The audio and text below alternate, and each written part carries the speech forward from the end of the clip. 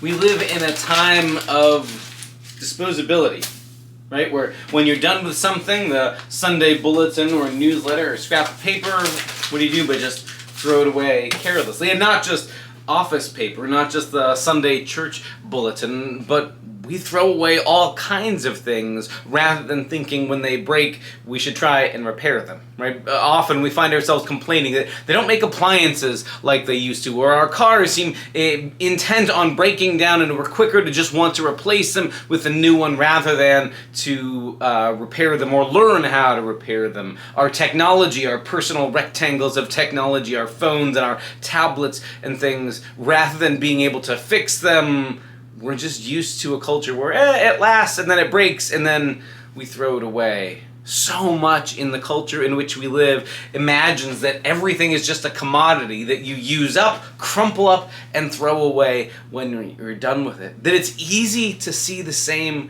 with people. It's easy to treat people as well in this culture of ours like they're disposable. It's easy when, say, you have a tension in a relationship to say, that's it, I'm done, I'm walking away, rather than, how do I work things out? How do we reconcile? How do we start over again? It's easy even in friendships or in marriages when things get difficult to treat somebody else like they're just one more piece of scrap paper and throw them away rather than working things out.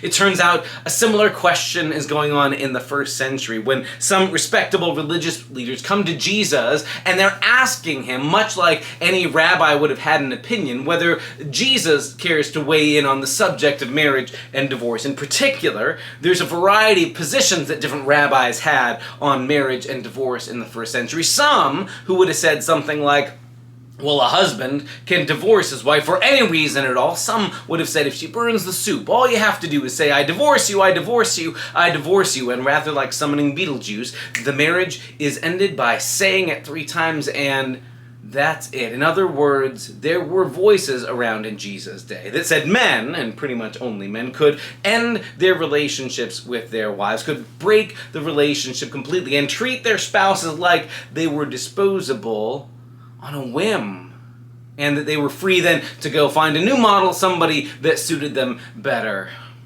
And Jesus, when he's confronted with this question, basically answers by saying, you don't get to treat people like they're disposable. No, we don't get to treat people like you can throw them away for whatever reason you want. You can't treat other people like they're just props or tools here for your amusement. In particular, Jesus is concerned that men not throw away the women in their lives like they were disposable, since so much of the culture assumed that only men would have this ability, that women certainly couldn't possibly end their relationships with men either.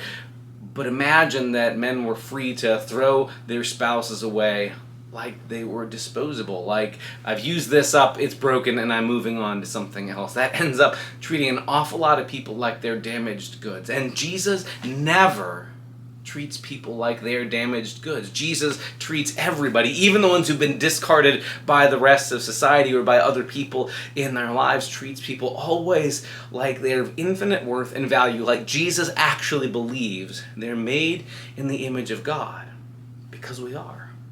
So Jesus' response that seems to take a pretty strong, harsh stance against divorce and remarriage is because Jesus doesn't want to see people throwing other people away, treating them like they are disposable.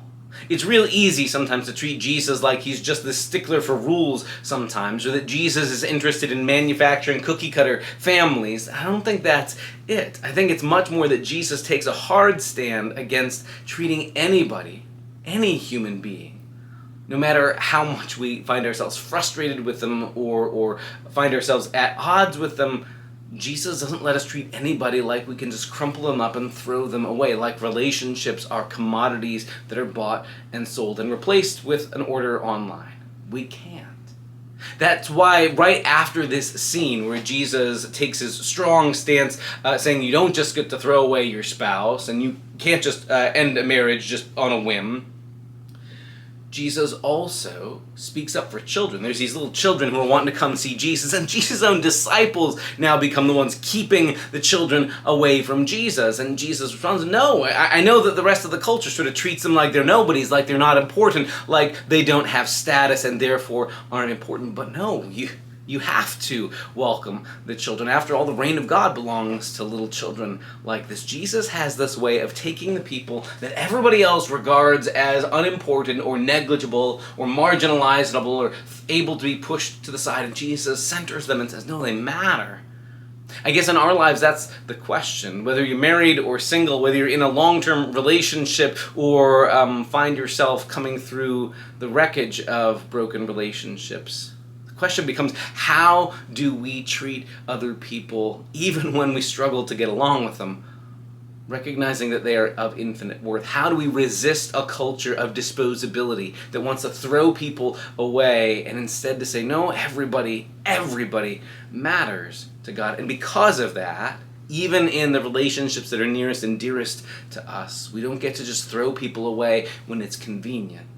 That's hard to do, but love was never easy. It's just worth it, according to Jesus. So this week, this Sunday, we're going to hear these teachings of Jesus and his question, his response to the question about marriage and divorce. We're also going to hear the way Jesus welcomes children who were often treated like nobodies in the wider Greek and Roman society of his day, all with the idea of how do we learn to be people who don't throw others away even when it's easy, even when the wider culture assumes that's just what you do. How do we reclaim the inherent worth of all human beings in a culture that just throws things away when they're done with them?